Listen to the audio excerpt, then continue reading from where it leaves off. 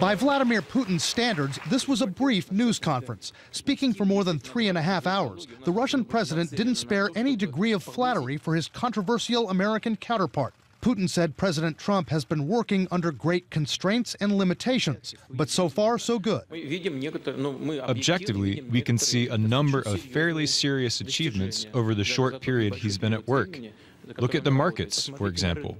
What's Putin's calculation for complimenting President Trump? Vladimir Putin wants to be in a position where he's grading the administration. It elevates his status, certainly in front of his own people, as if he's assessing the Trump administration. He also wants to drive a wedge between the administration and the Congress. He's acutely aware that it was the Congress that pushed the sanctions over the summer.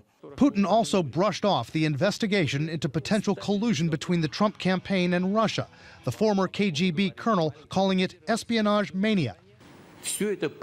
This is all dreamed up by people who are in opposition to Trump to make sure that everyone thinks that what he's doing and working at is illegitimate.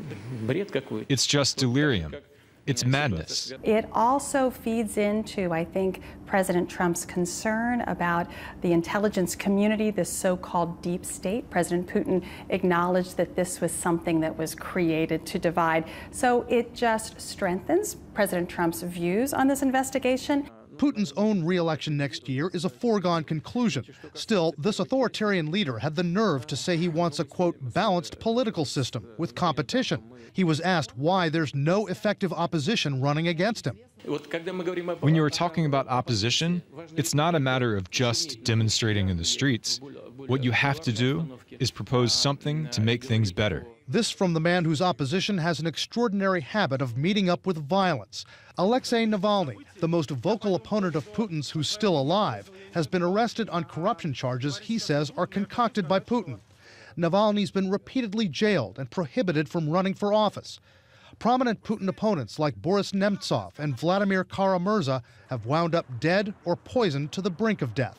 People that threaten the stability and the longevity of that regime suffer consequences, fatal consequences, or they are bankrupted, they are, forced into exile.